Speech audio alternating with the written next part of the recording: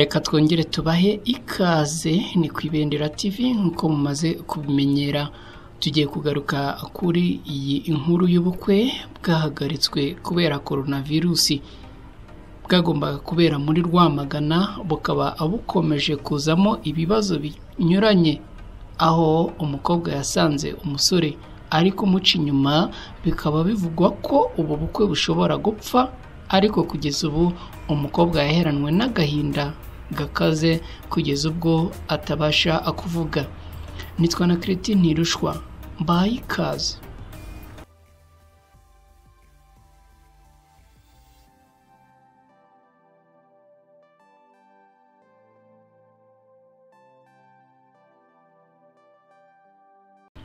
Umukobwa wo mu karere ka Rwamagana bivugwa ko yaba yitwa Justine, nyuma yaho bivuzwe ko yafashe uwendaga kumubera umugabo ari kumuca inyuma, dore ko bari bafite ubukwe mu mpera z'umwaka ushize wa 2020 bukaza gusubikwa kubera COVID-19. None ubu mu gihe hibazwa niba ubukwe buzaba cyangwa buzapfa, umukobwa yamaze guheranwa n'agahinda kugeza naho kugeza ubu kuvuga kuri we bigoranye cyane kubera umujinya, ishavu n'agahinda. Nyuma yaho afashe umusore bari hafi kurushinga ari kumuca inyuma. Ubukwe bw'inkumi n'umusore bwari butegerejwe mu karere ka Rwamagana bwapfuye nyuma yaho umukobwa afashe umusore bendaga kurushinga ari mu kusambana n'undi mukobwa.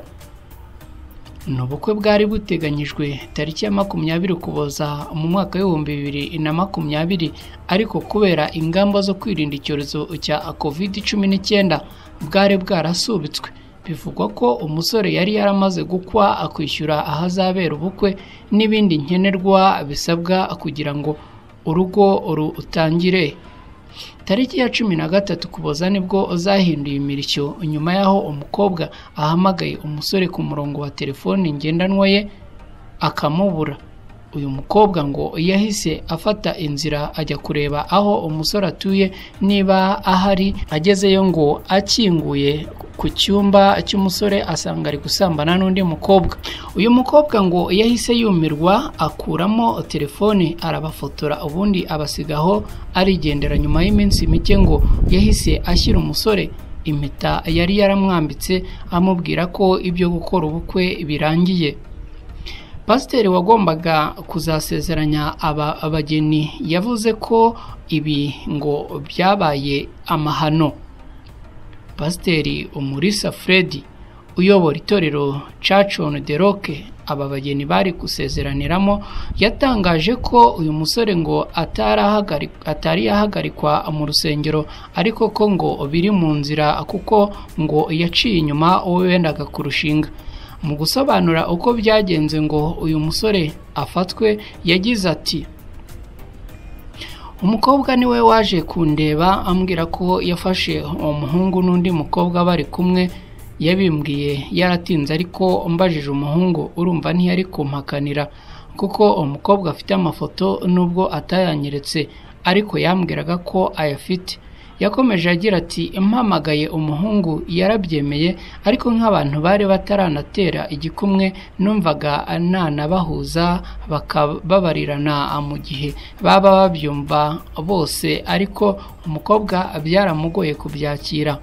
Mubaza icyemezo yumva yafashe, ambwira ko adashaka gukomeza ubukwe.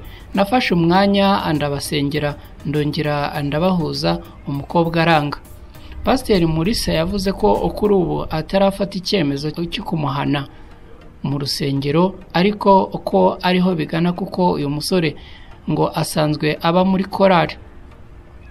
Aha pasiteri yagize ati, ngomba kubivuga mu rusengero kuko naraberekanye mu rusengero, namugaragarije abantu ko afite ubukwe. Ubwo rero niba byarapfuye abakristo bagomba kubimenya. Umusore cyangwa umukobwa buriya bazongera bashake, rero sinazongera kuberekana bwa kabiri abakristo bataramenye icyishe ubukwe bwabo bwa mbere. Pasiteri Umulisa yakomeje avuga ko abantu benshi babimenye bikiba ku buryo ngo we yabimenye abenshi baramaze kubimenya. Yavuze ko kuri ubu bibabaje cyane kuba umuntu w'umukristo agifatirwa mu byaha nk'ibi by'ubusambanyi. Avuga ko ubundi bagira inama abagiye gushakana yo kubanza kumenyana neza. Ni ibintu yavuze muri aya magambo ati, abagiye gushakana ubundi turabanza tukabigisha tukabasengera. Aba rero twari tutarabigisha kuko hahise haza ibi bibazo by'ubusambanyi, ariko abasanzwe turabigisha tukanabasaba kumenyana bihagije. Tubasaba kubanza akurambagiza mbere yuko bakundana, kuko iyo urambagiza umuntu ureba ingeso ze ukareba niba wazihanganira ukabona kumukunda. Twagerageje kuvugisha umusore uvugwaho gufatwa asambana, ntiyitaba telefone ye.